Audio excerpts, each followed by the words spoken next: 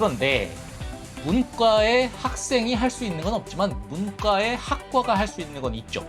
30%나 35%만 돼도 방어막과 상관없이 다 밀린다. 이렇게 약하니까 가르치기 힘들거든요. 그러니까 이렇게 방어막을 만들어 놨는데 이 국어 깡패가 수학을 망했어. 수학을 평타 쳤으면은 괜찮은데 이 빈자리가 생기면 굉장히 컷이 낮아져요. 교차 지원 트렌드가 하나의 정식 카드로 너무나 중요하고 객관적이고 합리적인 전략이니까 설명은 길게 했으나 솔직히 저는 말리는 편입니다. 왜냐면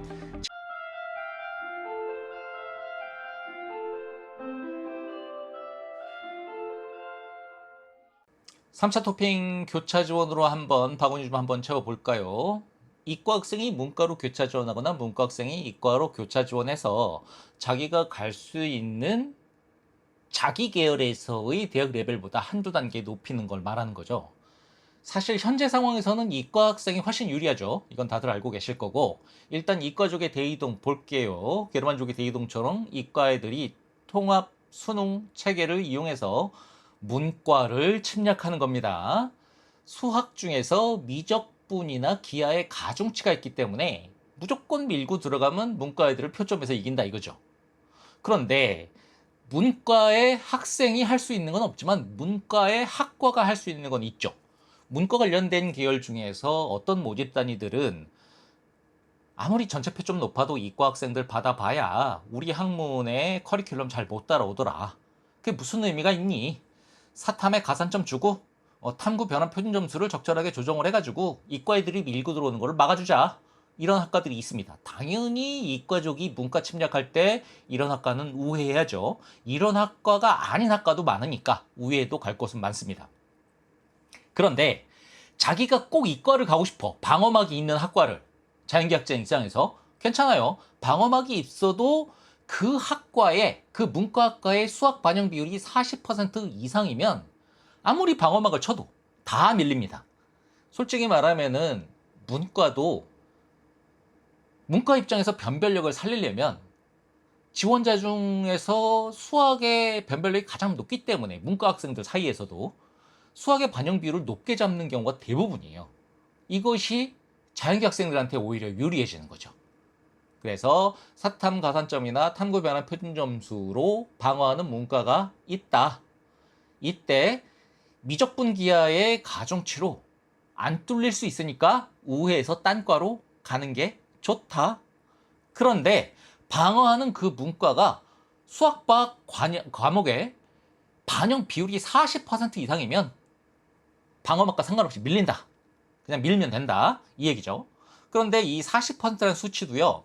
제가 좀 보수적으로 보는 편입니다. 입시 전문가들 사이에서는 30%나 35%만 돼도 방어막과 상관없이 다 밀린다. 이렇게 보는 사람들도 많아요. 하지만 저는 40%로 보겠습니다. 그 다음에 문과 학생들은 뭐 손 놓고 당하기만 하나? 아니죠. 문과 학생들도 방법이 있죠. 자, 자연계에서 필수 응시 과목이 있죠. 문과 학생들이 밀고 들어오는 것을 막기 위해서 자연계에 이 수학이나 과학 특정 과목을 지정을 해서 이 과목을 반드시 선택을 해야 된다. 그렇지 않으면은 응시하지 못한다. 이런 이과 학과들이 있습니다. 그런데 그런 것들이 대부분 폐지됐죠. 왜냐하면 이 필수 응시 과목 제도는 통합 수능 체계에 적합하지 않기 때문에. 그러면 이 과목이 폐지됐으니까 문과 학생들은 어느 과나 다 밀고 들어갈 수 있어야 하는데 이 필수 응시 과목 제도를 폐지하면서 자연계학과들이 가산점 방어막을 또 만들었어요. 수학이나 과학의 특정 영역에 가산점을 만들어서 문과 학생들이 도저히 자연계 학생들을 이기지 못하도록. 왜? 문과 학생들 받아봐야 수학과학의 고등학교 교과 개정에 대한 어떤 내공이 약하니까 가르치기 힘들거든요. 그러니까 이렇게 방어막을 만들어 놨는데 이 과목별 반영 비율로 밀고 들어가도 수학 가산점은 도저히 이길 수 없기 때문에 이과 학생들의 경우에는 사실 문과 학생들 공격을 받지 않아도 되는 어떤 온실 속의 화초처럼 돼버리는 거죠. 사실은 이과 학생들이 들어오는 걸 싫어하는 문과학과보다 문과 학생이 들어가는 걸 싫어하는 이과학과가 훨씬 많고 강합니다. 방어막의 강도도. 이 점 명심하시고, 그런데 문과족이 국어, 확통, 사탐이 깡패야. 반영 비율 어느 정도 있고 점수도 높아. 그런데 또 건너다 보니까 수학과학 점수가 낮아서 자연계 학생들이 수학과학 점수가 낮아서 지들 가산점을 못 찾아먹는 놈들이 굉장히 많아요. 은근히. 자연계 학생들이라고 뭐 다 잘하나? 그러면 걔들이 가산점 못 먹은 상태에서 그 과에 지원했을 때 문과의 국어 깡패가 그 자연계과를 지원하면 이겨요. 그래서 문과족이 역습이 가능하다. 그런데 지금 말씀드린 것은 뭐죠? 반영 비율이 높은 국어 확통 사탐 깡패들이 자연계들을 이기는 게 아니라 자연계에서 지들 점수를 못 찾아먹는 애들을 밀어내는 거예요. 그런데 이 국어 깡패가 수학을 망했어. 수학을 평타 쳤으면은 괜찮은데 수학을 망했어. 국어는 깡패인데. 이런 경우에는 교차 지원을 할 때 수학 반영 비율이 특히 더 낮은 자연계 학과만 가능합니다. 수학 반영 비율이 높은 데는 가산점 여부와 상관없이 자연계들을 이길 수가 없어요. 자연계들이 가산점을 못 먹어도 못 이깁니다. 그래서 이거를 한마디로 정리하자면 국어 반영 비율이 40% 이상이야. 그 다음에 수학 반영 비율은 25% 이하야. 이런 자연계 학과가 있다면 그냥 다 밀립니다. 그러나 개수가 많지 않아요. 이런 자연계 학과는. 어쨌든 국어 반영 비율이 40% 이상인데 나는 깡패야. 점수가 높아. 그리고 수학을 쫄딱 망했어. 근데 그 자연계 학과가 수학 반영 비율이 25% 이하야. 대신 과학은 높네. 괜찮아. 난 수학만 망했으니까. 밀고 들어가면 밀리는데 자연계 애들이 교차 지원해서 갈 수 있는 문과학과에 비해서 문과 애들이 교차 지원해서 갈 수 있는 자연계 학과가 많지는 않다. 이 점 꼭 강조해드리고 싶고요. 그 외에 위에서 말씀드린 뭐 가산점이 어떻고 반영 비율이 어떻고 상관없이 그냥 빈지털이 할 수도 있습니다. 이과생이 자기보다 윗성적의 이과생한테 밀려요. 근데 더 밀려 내려가면 자기가 만족하고 다닐 수 있는 학교 레벨이 아니야. 에이, 이럴 거 차라리 문과로 교차 지원해서 가자. 이런 시나리오도 있고요. 난 위에서 밀고 내려오니까 아래로 가서 반수하지 뭐. 만족하지 못할 학교지만 반수하지 뭐. 이런 이과 애들이 있어요. 이런 애들이 빠져나간 자리가 보통 이과의 그 중하위권 모집 단위에 좀 형성이 됩니다. 이런 데를 문과 애들이 밀고 들어가서 자기가 문과에서 갔을 때 갈 수 있는 레벨의 학교이거나 약간 좀 높은 학과를 갈 수 있는 가능성이 있습니다. 그런데 이건 중요한 건 내가 이과 나보다 윗 애들한테 밀려 내려가는 이과 학생이라고 봤을 때 얘들이 그냥 당할지 아니면 그냥 거기서 지원을 할지 아니면 아래 이과학과로 지원할지 문과로 교차 지원할지 이건 그 학생의 선택이에요. 그래서 마치 추합처럼 매년 어디서 빵꾸가 날지 알 수가 없어요. 이게 문제죠. 그런데 여기서 딱 정해주는 순간 이게 법적으로 문제가 되죠. 왜냐하면 어떤 특정 대학 특정과를 폄하하는 게 되니까. 그렇기 때문에 제가 말씀을 안 드려도 아마 아실 거예요.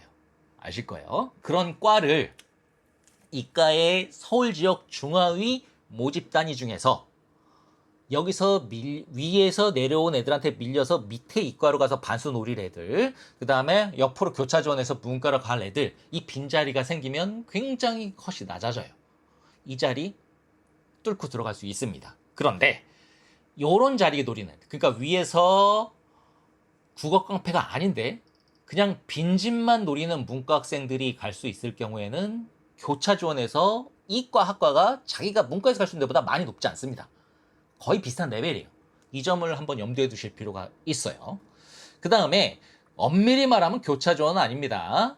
인문자에는 아우름 학과들이 있죠. 가정교육학과, 의료학과, 간호학과, 건축학과, 한의대 등 그 학과 내에 문이과 동시 지원을 받거나 아니면 문이과 TO를 따로 정해서 따로 뽑거나 이런 데가 있어요. 이런 데는 엄밀히 말하면 교차 지원이 아닙니다. 문과 지원이에요. 그러나 이것 역시도 문과학과에서 경쟁하거나 아니면 이과에서 교차 지원 애들을 방어하거나 하는 것보다는 좀 더 쉬운 싸움은 될 수 있습니다. 그런데 무조건 가는 건 아니죠. 이 학과들이 자신의 적성이나 진로와 어느 정도는 연계성이 있어야 갈 수 있는 거죠. 아니면 좀 성적이 맞거나 해야 갈 수 있는 거죠. 즉 한두 칸 상향 합격이 가능하기 때문에 교차 지원 카드를 바구니에 추가하는 것이 지금 생각해 둬야 됩니다. 왜냐하면 따져야 될 변수가 많기 때문에 막상 원서접수 기간 시작하고 따지면은 잘못 착각하거나 엉뚱한 데 교차 지원할 수도 있거든요. 지금 바구니에 담는 거니까 객관적이고 합리적인 전략이 될 수 있어요. 또 이러다 보면 위에서 다 설명했겠지만 뭐 반영 비율이라든가 가산점이라든가 사이트 계산기를 열심히 두드려야 하고 나한테 밀려날 교차 지원 대상인 그쪽 계열 학생들은 어느 정도의 표점이 나올지 추측하는 과정도 필요합니다. 열심히 계산기 두드려서 바구니에 채워넣을 수 있는 것이 두어 개만 돼도 성공한 거예요. 그러나 요즘에 교차 지원 트렌드가 하나의 정식 카드로 너무나 중요하고 객관적이고 합리적인 전략이니까 설명은 길게 했으나 솔직히 저는 말리는 편입니다. 왜냐하면 제 오프라인 제자들을 기준으로 볼 때 일단 아웃풋이 좋기 힘들어요. 지금 솔직히 우리 지금 학부모님 세대들의 윗세대는 대학을 좋은데 가면 좋은데 취직이 됐죠. 하지만 우리 세대는 어떻죠? IMF로 얻어맞았죠. 그래서 좋은 대학을 간다고 해도 좋은 데 취직한다는 보장이 없는 첫 세대죠, 우리가. 쉽게 말하면 좋은 대학을 가도 그 학과 그 모집단이 안에서 경쟁을 해야 돼요. 근데 비슷한 성적 애들이 모여있는 학과이기 때문에 고등학교 때랑 달라요. 열심히 하는 것만 갖고 안 됩니다. 자기가 그 학문이 재밌어야 돼요. 적성에 맞아야 돼요. 그래야 경쟁에서 이깁니다. 그게 안 되면 역시 좋은 취업, 좋은 대학원, 좋은 유학, 좋은 자격증 취득으로 연결되기 힘들죠. 즉 아웃풋이 좋기가 어려워요. 교차 지원을 하면.